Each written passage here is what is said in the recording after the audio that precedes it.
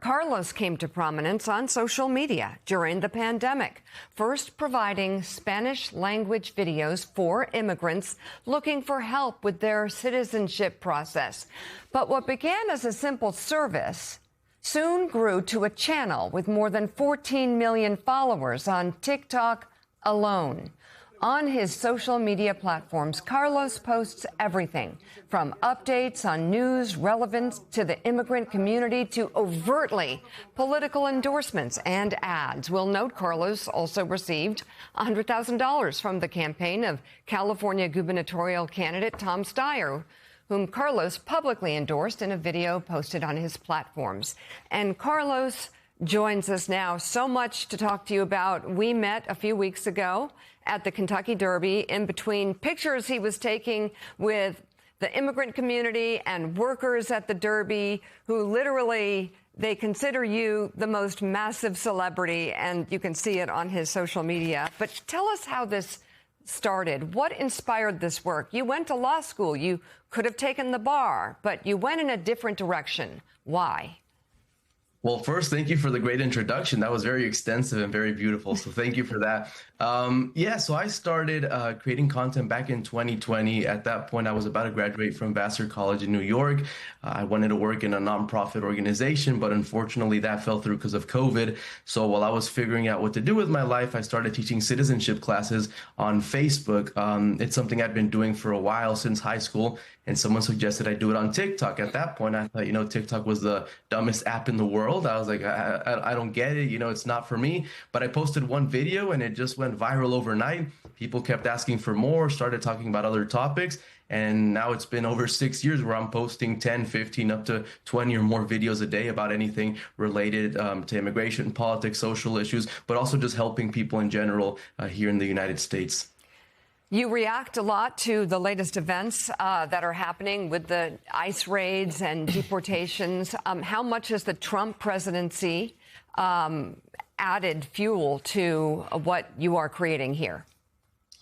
Well, I think it's definitely made my job a lot more intense because it's a 24-hour news cycle. And I remember early on in the administration, there was a lot of doubt of whether these things were actually going to happen or not. And as soon as, the raid started and everything else, people started reaching out to me and sending me videos and, tips and information that maybe before went to traditional media ended up in my inbox, right? So it forced me to have this responsibility to kind of shed light on a lot of things that otherwise people really wouldn't know about. And it's made it difficult, but at the same time, I think it's an immense privilege to be in the position that I am and be able to advocate for the people I care about. Carlos, Joe Scarborough here. Tell me, if you can what do our family of viewers need to know about the men and women whose lives you document, primarily in the Hispanic community, who are being battered, who are being abused, who are afraid to go to work, afraid to go to mass, afraid to leave their homes, afraid to send their children to school? What you are seeing this on a daily basis. You're hearing about it, I think, better than anybody in the news media. What do we need to know that we're not hearing right now? Well, I think there's a huge fear in a big segment of the population, the othering of the immigrant. He's different. He's here to change our culture, change our values. And my experience is completely different. I think, immigrants, especially the ones that I work with and speak to, love this country. I would say more than a lot of people who were born here. They're here because they chose to be here. They're here because they want to contribute. They want to work.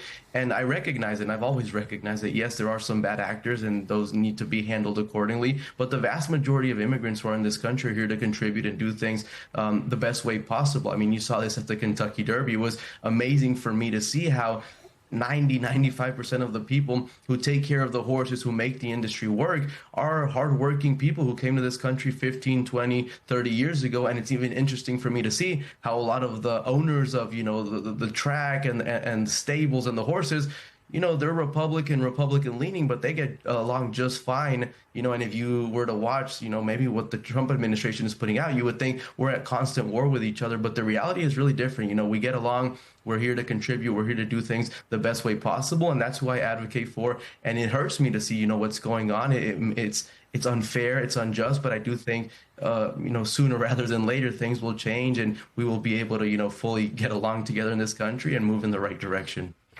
So, Carlos, given what you're doing, which is obviously incredibly popular, and given your influence, how were you raised? What was your family structure like growing up? Well, I've never actually been asked that. That's a very unique question. Thank you for that. Because so my dad's from Uruguay, my mom's from Mexico. My dad came from Uruguay in the 1980s. He got his master's and his PhD here in the United States, and then became a professor at Texas A&M, where he's been teaching Hispanic studies for over 40 years now. My mom came from Mexico in the 90s, and she's a second grade bilingual teacher at an elementary school in Texas.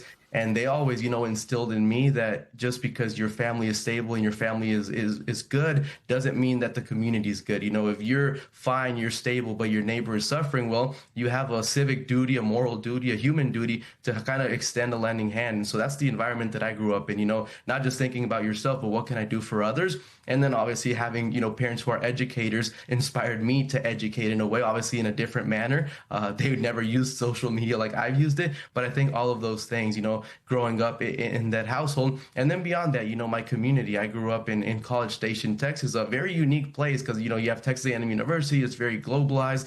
There's a lot of different components. College Station is a pretty conservative place. So I learned to grow up around, Democrats, Republicans, and everyone in between, and realize that at the end of the day, we're very much alike. And we have differences and things we might not align with, but we can get along just fine. Carlos Eduardo, influencers, including you reach millions of people every day. And I'm wondering, so what are you and others like you doing that traditional media and politicians are not doing? How are you connecting with people in a way that these, I guess you'd call them legacy institutions, are not? Yeah, so I think is the standards and the policies and the things that personally, I can't speak for other content creators, but I can speak for myself. It's not just about talking about the problem and, maybe expressing my opinions on it. It's actually trying to do something about it.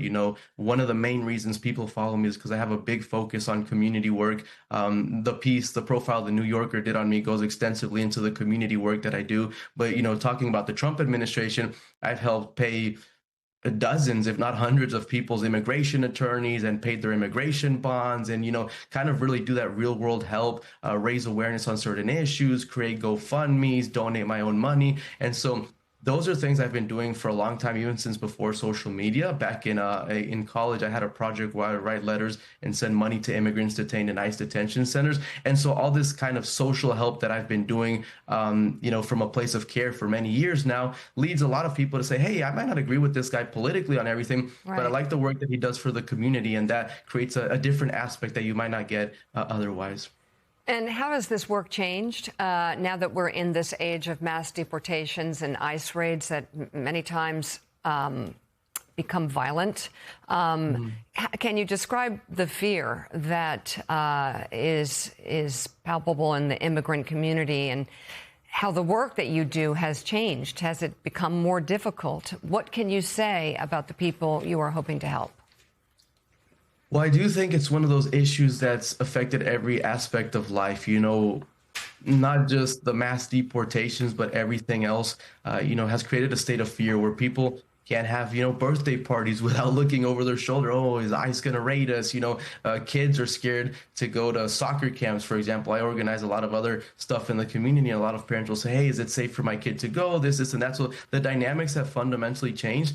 But I will say, though, that there is a lot of hope and optimism, even in the work that I do today. There's a lot of focus, right, on the negative and all the horrible things that are going on. But the community that I work with is resilient. They're brave. They're, they continue to work hard because at the end of the day, they have to put food on the table. So yes, it is difficult times, but I think in difficult times as a community, we've gotten stronger and we've shown even more, how much we matter to this country. Kind of like what happened in the pandemic, right? When a lot of people were living in fear, and rightly so, right? A lot of people I speak to considered essential workers had no choice but to continue working through it all. And I think that's what we're seeing in this moment right now. And it's going to make us stronger at the end of the day.